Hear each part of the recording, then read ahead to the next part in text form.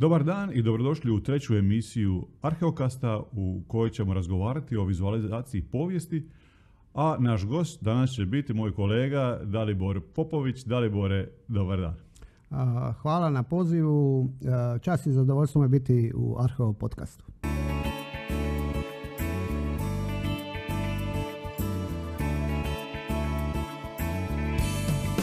Dalibor je na Filozofskom fakultetu u Splitu stekao diplomu profesora likovne kulture, zaposlen je u Muzeju hrvatskih arheoloških spomenika u Splitu, a u slobodno vrijeme bavi se slikanjem, ilustracijom i animacijom. Današnja tema je vizualizacija povijesti i kao primjer jedne vizualizacije povijesti uzet ćemo Splitsku rivu. Splitska riva je inače šetnica i glavno nekakvo okupljalište građana Splita, a 2006. na 2007. godinu na njoj su obavljena arheološka istraživanja pod vodstvom Vedrane de Longe, kustovnice tadašnje kustovnice našeg muzeja, koji je provodio zajedno sa konzervatorskim odjelom Ministarstva kulture u Splitu arheološka istraživanja. Istraživanja su dala mnoga vrijedna saznanja. Možemo pratiti rast Splitske rive od rimskog kasnorepublikanskog perioda pa sve do Venecije. A mi ćemo se danas usredotočiti na ilustriranju, odnosno vizualiziranju jednog dijela povijesnog perioda, a to je rimsko razdoblje. Odmah da kažem, nisam bio prisutan u istraživanju. Znači, kolege su to istraživale. To je bilo jedno 5-6 mjeseci je trebalo biti na toj rivi. Biti na arheološkom lokalitetu i kad su hrpe pogleda uprte u vas, mislim da je najnezahvalnija uloga za jednog arheologa, ali mislim da je muzej jako dobro obavio posao i u krajnjem slučaju izašli su ti novi podaci o rivi i eto, ja sam pokušao na jedan svoj način, ali uz konzultaciju sa kolegama, to nekako vizualizirati da bi olakšao recimo tu mogućnost da se ode u taj period jednom običnom građaninu promatraču. Sjećam se iz tog vremena da je čak bio jedan prozorčić na rivi koji su građani otvorili jer je interes javnosti bio prevelik, pa su imali 2 prozorčića čak za proučavanje tih radova. Međutim, ono što građanima nije bilo jasno, šta se zapravo događa, ono što smo mi mogli vidjeti izvani je samo blato, hrpe kamenja, o čemu se tu zapravo radilo. Navodno su pronađene nekakve konstrukcije koje su veđane za Dioklecijanovu rivu i čak i pred Dioklecijanovu rivu. Evo, šta o tome možeš reći? Ono što bih rekao prije toga je to da je, recimo, gradski oci uopće nisu planirali velike arheološke zahvate na tom dijelu. Zašto? Zato što je već postojala, ajmo reći, jedna ilustracija iz 1912. od Hebrarda, ja mislim, na kojem prikazuje rivu kao jedan mali mul kojemu je vjerovatno, tako je bar on ilustrator razmišljao, dolazio car i ulazio u svoje odaje. Sama ta ilustracija učinila da se zamišlja taj prostor bez onoga što je kasnije otkriveno. I nije se ni planirala arheologija. Ali kad se počeli istraživanje vidjelo se da riva ima sasvim drugčiji izgled i samim tim i čak i određuje i namjenu, po meni, i drugčiju namjenu same Dioklecijanove palače. Znači, promijenio se sam koncept sagledavanja Dioklecijanove palače. Ono što je pronađeno i što je najdominantnije na toj rivi je taj obalni zid. Obalni zid koji se protežao uzduž kompletne južne strane palače zida, jel tako?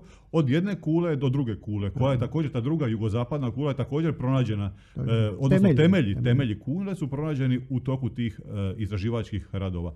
Ali taj zid, to je rađeno u rimskoj tehnici opus quadratum, on je ispunjen, znači prostor između tog zida i samog zida palače ispunjen sa nekim materijalom. Imali smo jednu prvu rivu. Međutim, ona nije bila samo šetnica, ona je bila operativno područje, je li tako? Znači taj prostor je, zamislimo taj zid jedan širine recimo 2 metra, a ovaj drugi dio možda 6-8 metara. I to je taj dio, operativni dio rive, ali možda ono što najviše objašnjava tu novu rivu je taj blaga platforma koja je sagrađena ispred tog obalnog zida.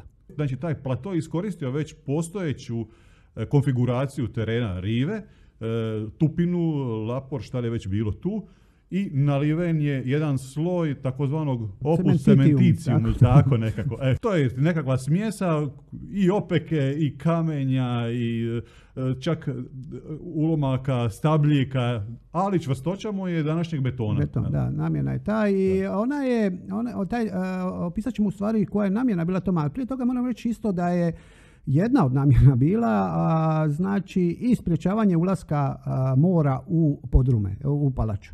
Jer čak je pronađen u tim istraživanjima jedan kanal koji je odvodio more iz palače, jedan dosta velik odvodni kanal, ali znači sva ta smjesa koja je bila jedna barijera da more ne ulazi. Mislim da su Rimljani bili jako operativni kao granitelji. Naravno. I onda ono što je zanimljivo, ta rampa, taj plato naliveni je koristio za izvlačenje manjih brodica i splavi. Da, taj splav se dosta koristio u tom jednome, čak i u izgradnji Dioklecijanove palače. Znači, puno je lakše utovariti kamen na taj splav, čak i ako brod potone splav nije neka šteta, brod ako potone, mislim da je sasvim drugčiji pogled na to, ali mislim da je prvenstveno korišten zato što je lako istovariti taj materijal. Znači, mi moramo sagledati kakvo je dno plaža u ovome splitskom dijelu. Znači, ako pogledamo Bačvice, ako pogledamo Ovčice, Zvončac, vidjet ćemo da je to taj jedan blagi zakrivljeni dno na kojem ili se ima pijeska ili se nema pijeska, ali sam taj nagib je omogućavao da se splav lako nasuka, da se lako izvadi s njega, a isto tako i da se te male brodice u tom jednom drugom dijelu mogu nasukati i uzeti teret koji se nalazi s njih. I među ostalim nalazima pronađen je jedan zid koji kreće od ulaza u supstrukcije, odnosno podrume Dioklecijanove palače, koji vodi prema današnjoj toj lučkoj kapetaniji, znači prema moru. Za šta je služio točno taj zid? To je također dio nekakve lučke instalacije. Znači, ajmo zamisliti da je taj nagib, taj jedan plato sa tim nagibom služio za iskrcaj manjih brodova. Poslali su veći brodovi, poslala je komunikacija ipak sa tim Dioklecijanovim prostorima i potreba za tom komunikacijom i taj mul je sagrađen tu da bi mogao sa većim gazom, da bi mogao veći brod pristati. Ja mislim da čak to nalazi toga su nađeni, ja mislim čak ranijim istraživanjima, znači znalo se da je postoji, pa i nekako možda je ona vizualizacija otprije možda išla u tom smjeru, ali pronađeni su i nastavci, znači nastavno se ide prema lučkoj kapetani. Na drugoj strani, znači na onoj dijelu od kule, ove što su pronađeni temelji, tamo isto nađeni ostaci, znači kamenja sa utorima za drvo, koji su bili temelj konstrukciji jednoj. Odnosno, ili je moguće da je tu bio valobran koji sprečava udare vjetra odatle, ili je bio čak mul jedan koji je isto imao namjenu ovoga glavnog mula. A isto među arheološkim istraživanjima iz tog perioda pronađene su i dvije kamene bitve. One su pronađene negdje na razmeđu između zida i tog platoa, a čak su na njemu pronađeni i utori gdje su brodski lanci i konopi prolazili i u biti, znači to je svjedočanstvo, su se tu zaista brodovi izvlačili. Jedan jako vrijedan nalaz. Točno, znači još jedan dokaz da su brodovi tu iskrcavali, odnosno da je to baš taj nagib služio za iskrcavanje tereta. I evo sad smo dali jedan mali uvod zapravo za samu vizualizaciju povijesti, znači osvrnuli smo se na arheološka istraživanja. Znači, pronađene su bile kroz ta istraživanja 4 faze razvoja rive. Govorimo o republikanskom dobu, Dioklecijanovom dobu, kasnije dolazi Bizant i Venecija, ali mi smo se koncentrirali znači na Dioklecijana, na Dioklecijanovu rivu. Po tebi, zašto je potrebna vizualizacija povijesti? Potrebna je zato jer mislim da ovakav način, odnosno pristup da se podaci koji arheolozi pronađu objavljaju u pojedinim časopisima, mislim da nije dovoljan za struku, ali je potrebno malo i pojasniti običnom puku, a mislim da jedna ilustracija puno bolje komunicira sa ljudima. Znači, rezultati istraživanja na kojima je arheolog radio, koja su objavljena u stručnim izdanjima, časopisima, na ovaj način dolaze do široke publike. Točno. Do široke publike i sad to može biti prezentirano kroz nekakvu izložbu, kroz nekakav video, kroz nekakvu animaciju, a ti si se, hvala Bogu, bavio i videom, i animacijom, i ilustracijom. Ti si meni pokazao neke radove te splitske rive. Da. Za koju namjenu su oni bili? Namjeni su baš za ovu. Znači, želimo pojasniti kako izgleda riva. Zato najbolje bilo da ti ja ispričam tu priču o splitskoj rivi i Dioklecijanovog perioda. U carstvu kraj mora to bi živješe djeva, nego je živio jedan car u novoj palači. Ispred te palače nalaze se brodovi. Iza te palače vidi se Kozjak, Mosor. Stavit ćemo malo galebova.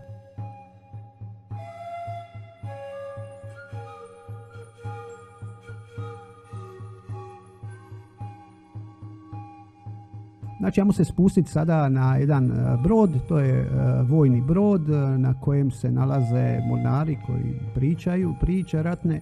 U pozadini vidi se palača i vidi se drugi rimski brod i vidi se ta jugoistočna kula.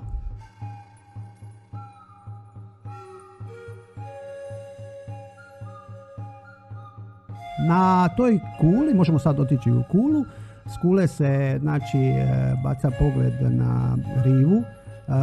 Ta riva, vidi se onaj drveni mul, vidi se ovaj glavni kameni mul, brodovi su nasukani, na toj rivi nema štekata, riva se koristi za izmjenu robe i unos robe u Dioklecijanove podrume. A vidi se i taj drveni mul, možemo skočiti do njega, s njega se baca pogled sad na ovu jugoistočnu kulu i na njoj se nalaze jedan rimski bračni par koji se upravo ukrcava u brod koji će ih odvesti na Brač. Tu je još jedan brod koji odlazi nekom namjenom. Iza njih se nalazi jedna uvala na mjestu gdje je sad u biti voćni trg, a prije je bio odvojak za kanalizaciju, tako da vjerojatno tamo ne su bili ni ugodni mirisi, znači preteča ove naše rive. A tu pronalazimo neke kuće koje su vjerojatno bile ispred Dioklecijanove palače. I ako se vratimo opet na onaj kameni mul, tu vidimo jedan brod koji odlazi nekom namjenom, krca mornare na onaj vojni brod. A nalazi se jedan trgovački brod koji iskrcava amfore koje se sortiraju, unose u podrume. Galebovi opet letaju.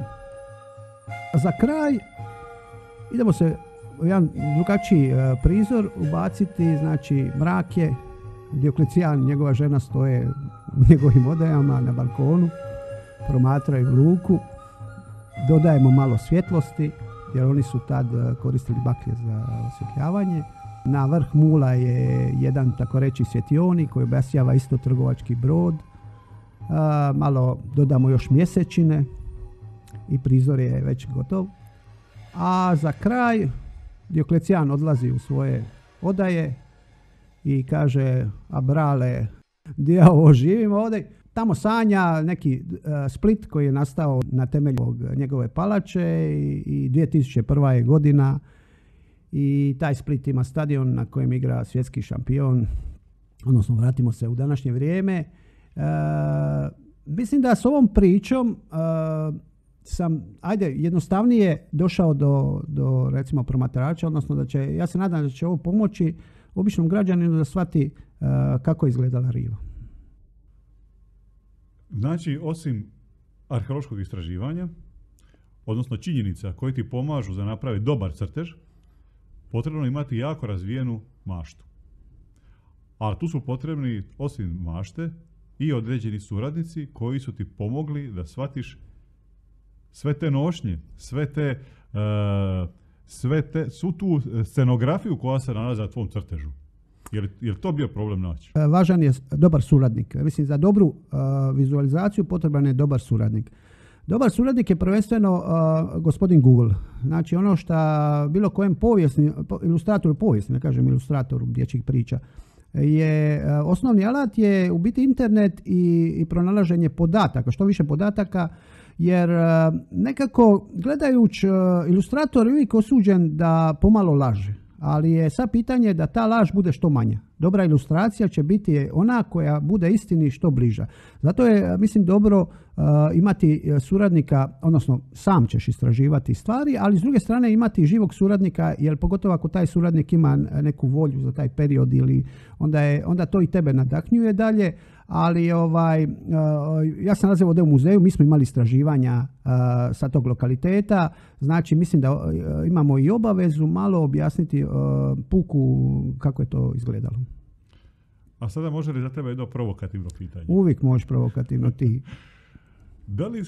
Da li je vizualizacija kroz ilustraciju i kroz izradu 3D maketa, modela, svega, određeni lijek za tvoju frustraciju kao restauratora?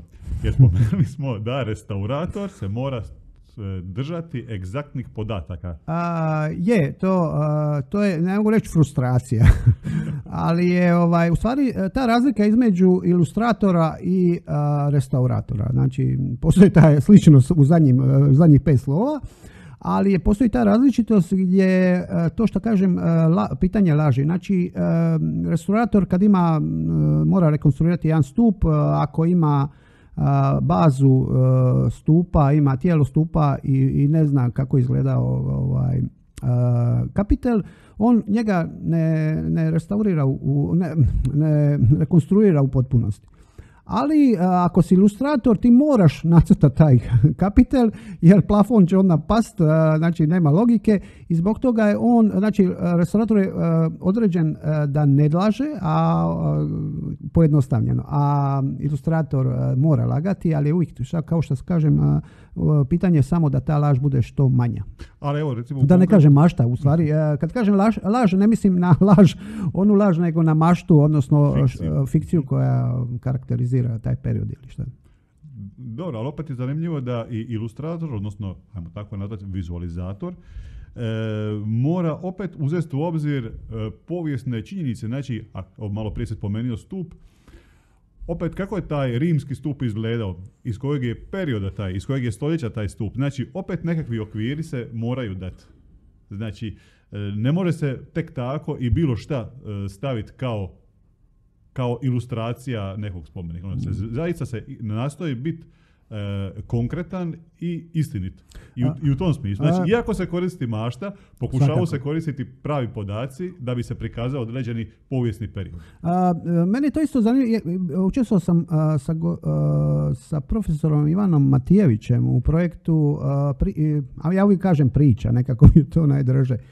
Znači, u pokušaju pričanja priče o Artoriusu, znači osobi koja je živjela u Podstrani, kojega su lokalna zajednica prihvatila kao kralja Artura. Mislim, ja osobno nisam pristaša zabijanja mačeva, sad je tamo nalazi jedan veliki mač zaboden u kamen, ali mislim da te priče mogu čak i koketirati sa takvim stvarima. Znači, zašto se zasniva mišljenje da je to kralj Artur? Zato što je ta osoba se zove Artorius i bio je u jednom momentu u Engleskoj.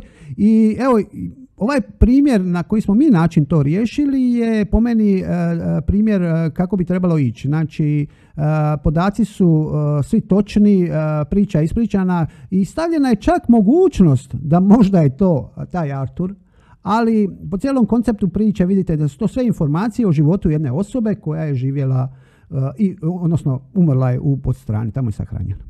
Nekakva završna riječ. Mislim da kod vizualizacije treba biti prvenstveno oprezan. Znači, kad već idete u ilustriranje neke povijesti, morate stvarno odrediti dozu koliko ćete ići približno istini. I mislim da je to glavna karakteristika dobrog ilustratora, povijesnog ilustratora, i mislim da arheologija može dosta, da ilustracija može dosta pomoći arheologiji u sažimanju i shvaćanju nje. Dalibore, hvala ti što si se odazvao našem pozivu da sudjeluješ u još jednom Arheokastu. Hvala što si nam poklonio svoje vrijeme i podijelio svoje male tajne. Hvala i vama, dragi gledatelji, dragi slušatelji, što ste proveli ovo vrijeme s nama.